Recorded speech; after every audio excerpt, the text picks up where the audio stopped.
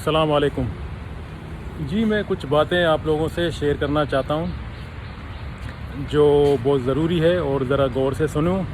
शायद आप लोगों के लिए भी ये बातें कुछ फ़ायदा मंद हो। चलें दोस्तों, ये जगह को देखते देखते और मैं बात करता रहूँगा।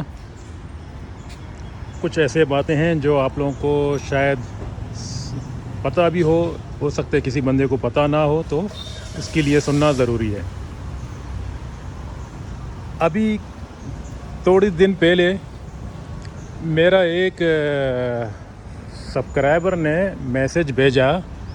उसका नाम है अब्दुल अज़ीज़। उसने कहा कि आप लगातार ताइलैंड में होते हो।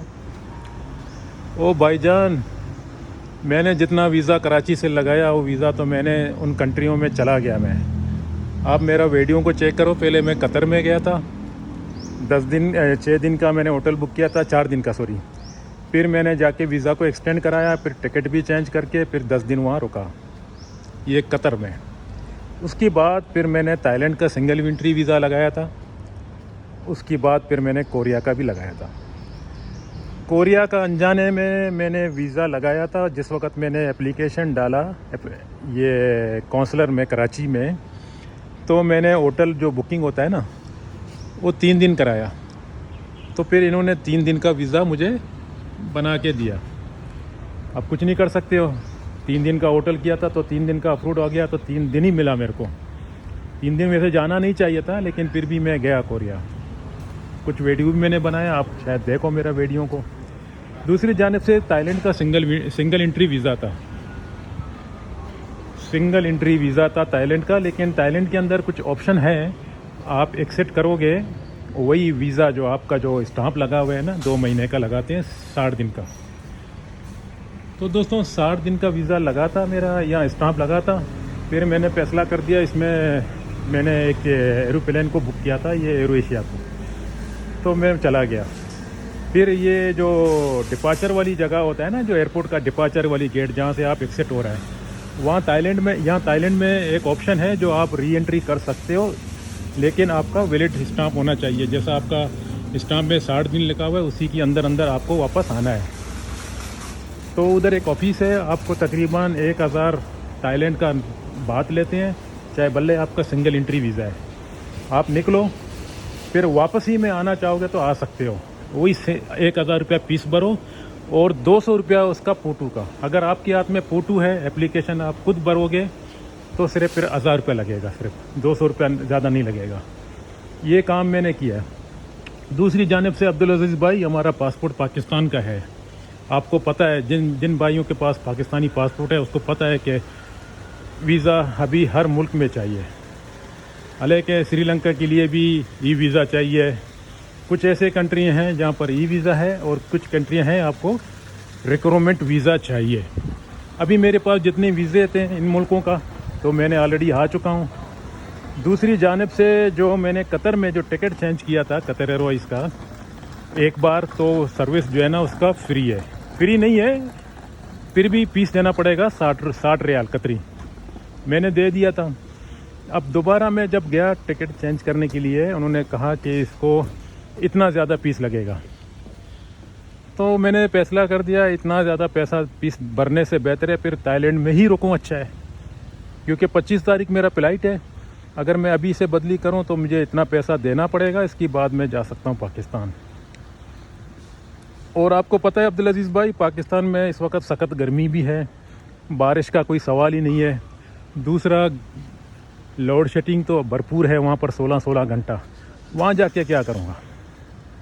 फिर अपना टाइम टू टाइम जाना चाहिए ना। इधर फीस भी नहीं दूँगा, तो जहाज़ का फ़्लाइट का वेट कर रहा हूँ। दूसरी जानिब से ताइलैंड में भी गर्मी है, ऐसा नहीं है कि गर्मी नहीं है। ताइलैंड में भी गर्मी है, लेकिन कुछ इलाकों में गर्मी नहीं है। दिन में थोड़ा गर्मी होता है, लेकिन शाम के वक्त गर्मी नहीं है। ये बोले तो नॉर्थ की साइड में, जैसा चांग माई है, मिसाई है, पाई है, म्योंगसोंग है, इस तरह के इलाकों में इस तरह की बड़े बड़े बादले होते हैं। दिन में थोड़ा सा गर्मी महसूस होता है, लेकिन शाम के वक्त दनादन बारिश होता है, और रात में आप पंखे के साथ भी गुजारा कर सकते हो। एक फ़ायदा ये है। दूसरा फ़ायदा, आपको होटल भी वगैरह भी यहाँ बैंकों के लिहाज से सस्ता मिल जाते हैं। ये हो गया दूसरा फ़ायदा। तीसरा, यहाँ पर घूमने फिरने के लिए पहाड़ी इलाका भी जो है ना, आप दिन में चले जाओ, फिर रात को या शाम को लौट के आ जाओ, नज़दीक पड़ जाते हैं। बाकी बैंकॉक में रहोगे तो वहाँ बड़ी बड़ी बिल्डिंग है, आपको दिन में इधर उधर जाने में ट्रैफिक जाम है वो वगैरह वगैरह, थोड़ा गर्मी महसूस होगा, और होटलों का किराया भी बहुत महंगा है। तो आप अभी अब्दुल अजीज़ भाई खुद सोचो, ये मैंने फैसला सही किया ना। मेरे पास जितने वीज़े थे, मैंने वीज़ा उन कंट्रियों में मैं ऑलरेडी चला गया था, फिर अभी मैं इधर आ गया। अभी मैं वेट कर रहा हूँ, मेरा 25 जुलाई को मेरा फ़्लाइट है पाकिस्तान जाने का। तो फिर ये बेहतर होगी ना, अभी पाकिस्तान में जाऊँ, लोड शेडिंग भी है, और वहाँ पर आपको पता है हालात भी इस तरह इतना सेफ्टी नहीं है जितना थाईलैंड में है ना। तो इस वजह से मैंने ये फ़ैसला कबूल किया। तो मैं अभी यहाँ कम खर्चे में रह रहा हूँ, चिंग माई में भी बहुत सारी अच्छे अच्छे जगह हैं, देखें आप खुद ही, अच्छे अच्छे मॉल हैं, शॉपिंग मॉल हैं, और ये कॉफ़ी शॉप, ये पिकनिक, ये होटल, और माउंटेन इलाके जो है ना, आप आधा घंटे में पहुंच सकते हैं किसी गाड़ी में या किसी मोटरसाइकिल में जाओगे तो अच्छी से अच्छी जगह मिल जाएंगे। और खाने पीने के लिए भी इन्होंने अच्छे अच्छे चीज़ रखे हुए हैं, जो कोई चीज़ अच्छा भी है हम लोग के लिए जो हम लोग खा सकें। और थाईलैंड में सहूलत भी बहुत ज़्यादा है ना, यहाँ पर हर 4 कदम चले हुए तो आपको अच्छा सा अच्छा शॉपिंग सेंटर, ग्रोसरी मिल जाते हैं, और मुल्क भी अमन है।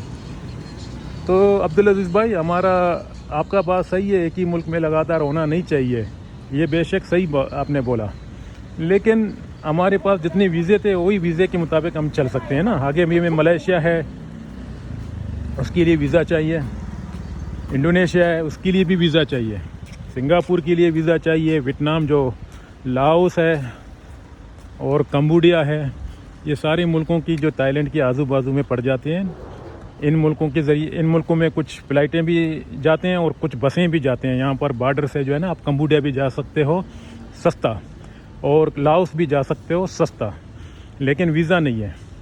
पाकिस्तान के पासपोर्ट में ज़्यादा मुल्क ऑनरेबल नहीं है, और आपको पता है पाकिस्तान का पासपोर्ट का वैल्यू भी आपको अच्छा तरीके से पता है, क्योंकि किधर भी जाओ वीज़ा अप्लाई करने के लिए आपको एप्लीकेशन देना पड़ेगा। और हाँ, कुछ कंट्रियों के लिए आपको, अगर आप यहाँ पर विज़िट पे आए हुए थाईलैंड पे, तो आप यहाँ से कुछ कंट्रियों के लिए अप्लाई भी नहीं कर सकते हो। आपको सिर्फ अपना मुल्क में जाना, वहाँ जाके अप्लाई कर सकते हो, बाकी यहाँ से नहीं होगा। ये ऑप्शन भी है। और कुछ कंट्रियाँ वाले जो है ना, एजेंट पैसा लेते हैं यहाँ से, कुछ कंट्रियों का वीज़ा लगा के देते हैं, और कुछ कंट्रियाँ नहीं देते हैं। तो ये मेरा कसूर नहीं है, मैं अभी यहाँ पर रुका हूँ, तो मैं ये अच्छा कर रहा हूँ, क्योंकि यहाँ पर मौसम भी बारिश का है, और लोग भी अच्छे हैं, हमारे पाकिस्तान से तो ज़्यादा अच्छे हैं यहाँ पर लोग, कोई झगड़ा फसाद तो नहीं करते हैं। वहाँ तो आपको हालात पता है, वहाँ चोरी डाका इस तरह की माहौल भी ज़्यादा है ना हमारे मुल्कों में। तो अब्दुल अजीज़ भाई, कभी भी कुछ बात करोगे, थोड़ा बातों को लेफ़्ट राइट वज़न करके तोलो या सोचो, फिर से करो। अच्छा है, कमांड लिखो, लेकिन ज़रा हमारे पाकिस्तान का पासपोर्ट भी देखो। इंडिया के पासपोर्ट को यहाँ पर ऑनरेबल है। जितने भी यूट्यूबर इंडियन पासपोर्ट पे आ रहे हैं, वो लोग बाई रोड लाओस जाते हैं, कंबोडिया जाते हैं, वियतनाम जाते हैं, फिलिपीन जाते हैं। अभी बांग्लादेश का पासपोर्ट को भी फिलिपीन जाने के लिए वीज़ा नहीं चाहिए, जबकि हमारे पाकिस्तानी पासपोर्ट को फिलिपीन जाने के लिए कितने डॉक्यूमेंट्स चाहिए, और पुलिस का करेक्टर सर्टिफिकेट भी चाहिए। ये चीज़ों को सोचो। मैंने कितना मुल्कों में ट्रैवल किया, मुझे तो अंदाज़ा होगी ना अब कितना तकलीफ़ है हमारे पाकिस्तान के पासपोर्ट में। हर मुल्क के लिए अप्लाई करो, बैंक बैलेंस का भी दिखाओ।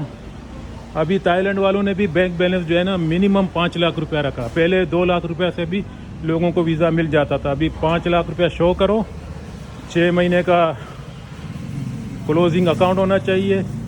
दूसरी जानिब से अगर आप फर्स्ट टाइम थाईलैंड जा रहे हो, तो आपके लिए होटल वगैरह ये सारी चीज़ें, हर तरह की चीज़ें होना चाहिए, फिर आपको ये सिंगल एंट्री वीज़ा मिल जाएगा। तो अब्दुल अजीज़ भाई, शायद आप तो गए होंगे, आपके पास ज़्यादा पैसे होंगे, आपने बहुत सारे मुल्कों में ट्रैवल किया, आपके लिए आसान होगा, लेकिन मेरे लिए नहीं। मैंने तो ज़्यादा मुल्कों में ट्रैवल नहीं किया, मैंने सिर्फ 23 कंट्रियों में ट्रैवल किया जो मेरे पास वीज़ा लगे हुए हैं पाकिस्तानी पासपोर्ट पे। अभी इस बार मैं जापान गया, जापान के लिए अप्लाई किया, लेकिन उन्होंने रिफ्यूज़ किया कि उन्होंने देखा 2 बार मेरे को वीज़ा मिला था, उस वक्त कोरोना का सिचुएशन था, मैं नहीं गया। फिर इन्होंने बोला कि 6 महीने के बाद अप्लाई कर सकते हो, तभी तो मैंने कोरिया का वीज़ा अप्लाई किया। वो भी मेरे को 3 दिन का वैलिड वीज़ा कोरिया का मिला है।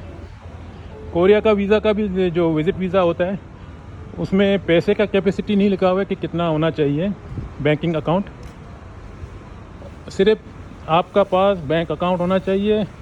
फिर भी वो लोग देखते हैं अगर ज़्यादा कम में तो शायद वीज़ा को अप्रूव नहीं करेंगे। मिनिमम 3-4 लाख रुपए तो होना चाहिए आपकी बैंक में।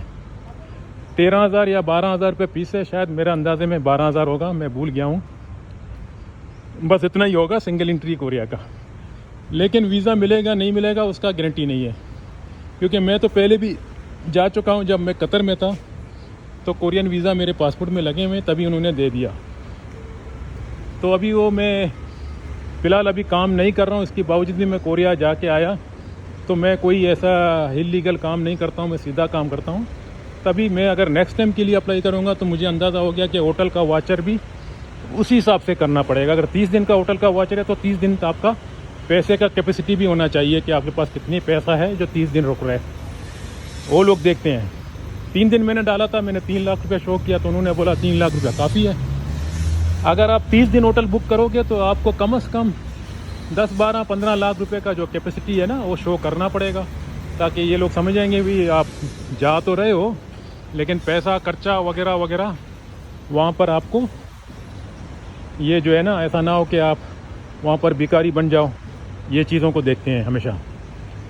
चलें अब्दुल अज़ीज़ भाई, आपका तो बड़ी मेहरबानी, आपने मेरा चैनल को सब्सक्राइब किया, लेकिन बड़ी मेहरबानी ये भी होगी कि आप ज़रा कभी भी कोई बात अगर लिखोगे या मैसेज लिखोगे थोड़ा बातों को सोचो। अगर आपको बुरा लगे तो मैं माज़रत के साथ, लेकिन आप सोचो कि हमारे पास पाकिस्तानी पासपोर्ट है, उसके लिए हर मुल्क में जाने के लिए वीज़ा चाहिए। नेपाल जाने के लिए ऑनरेबल है, $50 देना पड़ेगा शायद वहाँ पर एयरपोर्ट पे। बाकी मालदीव्स वगैरह जाना है तो उसकी खर्चा इतना है कि आप वीज़ा ही आप ना जाओ तो बेहतर है। मालदीव्स वगैरह के लिए जो है ना बड़े बड़े होटल होते हैं, वहाँ पर खर्चा ज़्यादा होता है।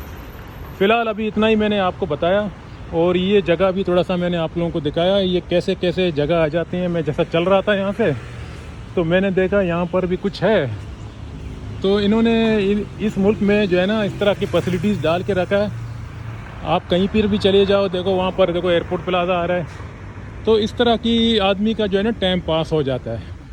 अभी देखो मैं खर्चा भी नहीं कर रहा हूँ, मैं सिर्फ चल रहा हूँ, मेरा एक्सरसाइज भी हो रहा है और दूसरी जानिब से मेरा टाइम भी पास हो रहा है जब तक मेरा फ़्लाइट का टाइम आ जाए।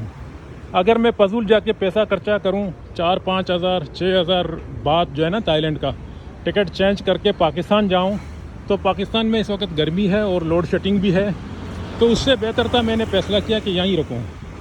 तो 25 जुलाई ज़्यादा दूर नहीं है, तो मैं अभी 25 जुलाई का वेट कर रहा हूँ। बाकी सब खैरियत है, इंशाल्लाह दुआ में सब मिलजुल के भाई भाई बन जाते हैं और सबको याद करते हैं। ये ज़िंदगी जो है ना एक दिन ख़त्म हो जाएगा, किसी के ऊपर भी तंज नहीं करना चाहिए, किसी के ऊपर गुस्सा भी नहीं करना चाहिए। ये चीज़ जो है ना गलत होते हैं। इंसान हो है जो हर एक इंसान का कदर रखें, एहतराम से बात करें, वही अच्छा है। चलें दोस्तों, अभी अब्दुल अज़ीज़ भाई ये वीडियो मैंने इसलिए बनाया ताकि आप लोगों को थोड़ा सा मालूमात हो गया ना। तो इंशाल्लाह अगर मेरे पास दोबारा पाकिस्तान से जब मैं आऊँगा वीज़ा अप्लाई करूँगा कुछ कंट्रियों का अगर जाना पड़े, तो फिर ये आप जो है ना दरख्वास्त दे सकते हो कि क्यों थाईलैंड में रुका हुआ है। अगर वीज़ा मेरे पास अभी भी होता तो मैं निकल जाता था किसी लाओस की तरफ या कंबोडिया की तरफ, लेकिन दोस्त वीज़ा ख़त्म हो गए सारे। वीज़ा सारे जितने मेरे पासपोर्ट में पड़े हैं सारे एक्सपायर हो गए हैं। अभी थाईलैंड से जब निकलूँगा तो इसका वीज़ा भी ख़त्म, फिर नया वीज़ा मुझे लेना पड़ेगा। तो इसलिए रुका हूँ लगातार। आप जो बोल रहे हैं ना लगातार इसलिए रुका हूँ कि मेरे पास दूसरा ऑप्शन नहीं है, सिर्फ एक थाईलैंड ही रह गया। और थाईलैंड वैसे बेस्ट है, यहाँ कम खर्चे में गुजारा कर सकते हैं, खाना पीना खा सकते हैं, ज़िंदगी आसान है, और यूट्यूब के लिए भी थोड़ा बहुत ये वीडियो वगैरह बना सकते हो, तो फिर अच्छा है। बाकी मुझे दीजिए इजाज़त बड़ी मुआज़रत के साथ। अल्लाह हाफ़िज़। अगर कोई बात बुरा लगे तो मैं माफ़ी मांगता हूँ। बाकी खुदा हाफ़िज़।